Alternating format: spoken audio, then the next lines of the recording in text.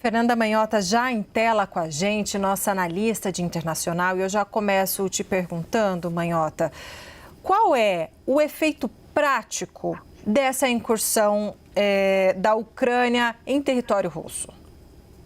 Olha, Débora, sem dúvida, a tentativa do governo ucraniano é elevar os custos morais e políticos do conflito no sentido de estabelecer uma pressão e, quem sabe, também uma exposição de fragilidade em relação a Moscou.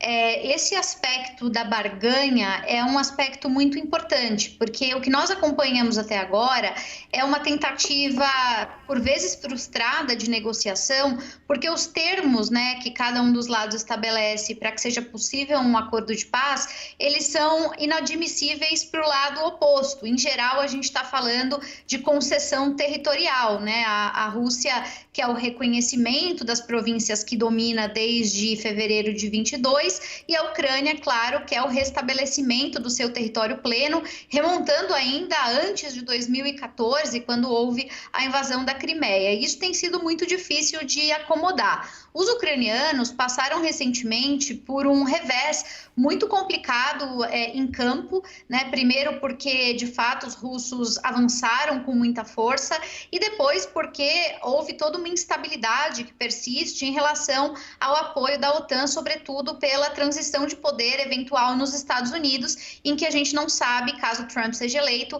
qual vai ser o futuro desse compromisso de aliança, já que os republicanos têm sido resistentes a essa contínua política de apoio. Então, a sensação que nós temos com esse movimento é que é uma manifestação de força dos ucranianos para tentar, de alguma forma, recondicionar as suas condições dentro do contexto da negociação. É importante, Débora, acrescentar duas informações importantes, e que ajudam a entender esse movimento, que são, primeiro, o fato de que há um movimento para uma nova rodada de cúpula de paz, de tentativa de cessar-fogo, que está sendo prevista para novembro. Então, é como se a gente estivesse criando as condições para preparar esse novo encontro. Lembrando que os ucranianos estavam sendo muito reticentes e agora parecem dispostos a convidar os russos novamente para essa rodada. E segundo, que as últimas pesquisas que foram divulgadas, dando conta da opinião pública ucraniana, mostram quase 50% da população ucraniana clamando por essas negociações. Então, a gente vai acompanhando aí a política, da Ucrânia também buscando atender a essas expectativas, até porque estender o conflito por mais tempo, sobretudo sem as garantias de apoio ocidental, pode ser uma espécie de perda desse conflito definitiva, Débora e Yuri. Pois é, Fernanda, e você apontou um ponto importante,